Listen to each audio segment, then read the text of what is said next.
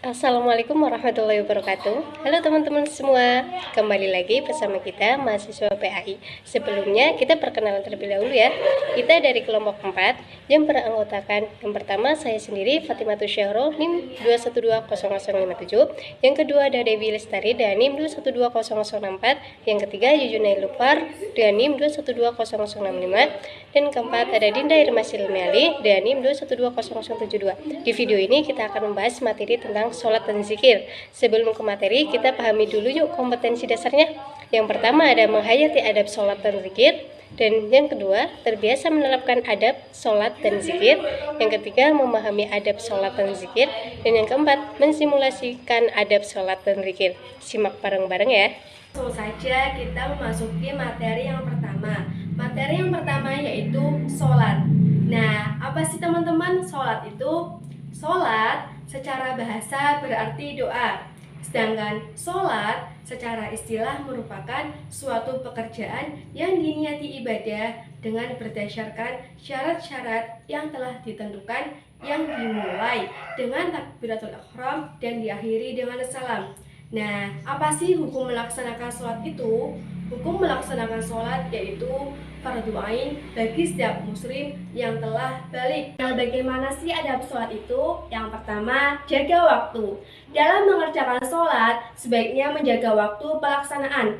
Artinya, ketika sudah tiba waktu sholat tersebut, maka dianjurkan untuk segera melangsungkan. Yang kedua, tempat yang suci. Tempat untuk melangsungkan sholat diharuskan suci alias bersih dari najis serta rapi. Selain itu, tidak ada tulisan atau gambar yang dapat mengganggu pelaksanaan sholat. Yang ketiga, pakaian terbaik.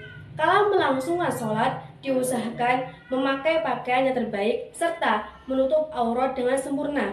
Yang keempat, menyesal dan turut bersedih. Merasa menyesal disertai turut bersedih bisa memengaruhi harapan dalam melaksanakan sholat. Hal ini dilakukan dengan tujuan agar merasa memperoleh kenikmatan dan kesempurnaannya. Dan yang kelima, khusyuk. Sholat dilakukan dengan khusyuk. Dalam melaksanakannya bisa seolah-olah menjadi ibadah terakhir yang bakal dijalani di dunia. Materi selanjutnya yaitu pengertian zikir dan adab zikir. Zikir secara etimologis berasal dari bahasa Arab zakara yadskuru zikran, yang berarti mengingat atau menyebut. Sedangkan zikir menurut istilah adalah segala proses komunikasi seorang hamba dengan Sang Kholik untuk senantiasa ingat dan tunduk kepadanya dengan cara mengumandangkan takbir, tahmid, tasbih, memanjatkan doa, membaca Al-Quran, dan lain-lain yang dapat dilakukan kapan saja dan di mana saja, baik sendiri maupun berjamaah, dengan aturan-aturan yang telah ditentukan. Zikir dalam pengertian mengingat Allah dapat dilakukan kapan saja dan di mana saja, baik secara ikhtisan maupun dalam hati. Karena pada hakikatnya zikir adalah perbuatan hati. Sedangkan zikir dalam artian menyebut nama Allah biasanya diamalkan secara rutin dan cukup umum dikenal dengan istilah wirid. Nah, wirid adalah untaian kata-kata zikir yang matsurat atau ada contoh dan tuntunan dari Rasul. Zikir dalam konteks ini termasuk ibadah mahdhah, yaitu ibadah yang langsung kepada Allah, seperti zikir-zikir ketika sholat, setelah sholat, ketika haji dan umroh, dan lain-lainnya. Selanjutnya yaitu ada berzikir. Adapun ada berzikir diantaranya adalah yang pertama ikhlas dalam berzikir mengharapkan ridha Allah, membersihkan amal dari campuran dengan sesuatu. Yang kedua, menghadirkan makna zikir dalam hati sesuai dengan tingkatan dalam musyahadah.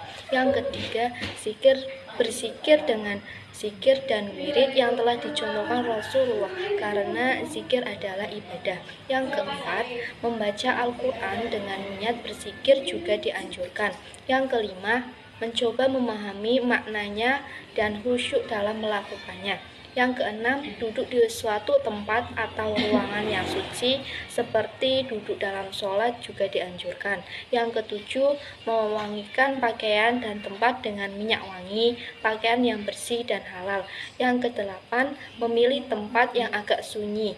Boleh memejamkan dua mata karena dengan mata terpejam itu tertutup jalan-jalan panca indera lahir sehingga mengakibatkan terbukanya panca indera hati. Materi selanjutnya yaitu hikmah sholat dan zikir sholat. Hikmah dari sholat yang pertama yaitu mencegah dari perbuatan mungkar. Sholat yang dilakukan dengan khusyuk akan membentuk pribadi yang mencegah seorang muslim dari perbuatan buruk. Allah Subhanahu wa Ta'ala berfirman dalam Al-Quran surat Al-Ankabut ayat 45 yang artinya, sesungguhnya sholat itu mencegah dari perbuatan keji dan mungkar. Yang kedua, mendidik menjadi pribadi yang disiplin.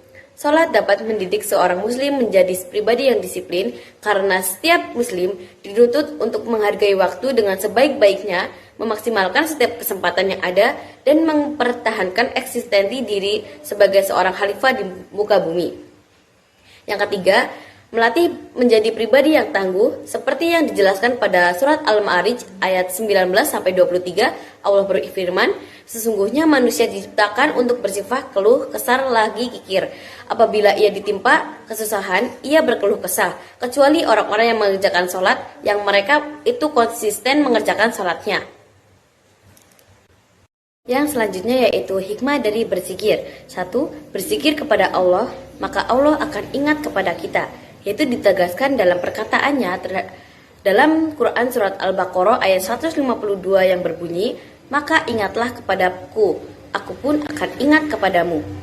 Yang kedua, berzikir mampu menenangkan hati, yang ditegaskan dalam Quran surat Al-Ra'd ayat 28, yaitu orang-orang beriman dan hati mereka menjadi tentram dengan mengingat Allah. Yang ketiga, berzikir menjauhkan kita dari setan. Manusia memiliki hati yang sering berbolak-balik keadaannya yang terdapat dalam Quran surat Az-Zukhruf ayat 36. Yang keempat, berzikir menurunkan rahmat. Menekankan keutamaan berzikir dengan berlipat-lipat, Allah pun tidak segan menyebutkan golongan-golongan orang yang gemar berzikir dan membanggakannya di hadapan para malaikat. Oke teman-teman, itu tadi materi yang sudah dijelaskan oleh para pemateri kita tentang sholat dan zikir.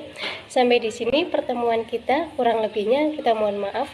Cukup sekian dan terima kasih. Wabillahi taufiq wal hidayah. Wassalamualaikum warahmatullahi wabarakatuh.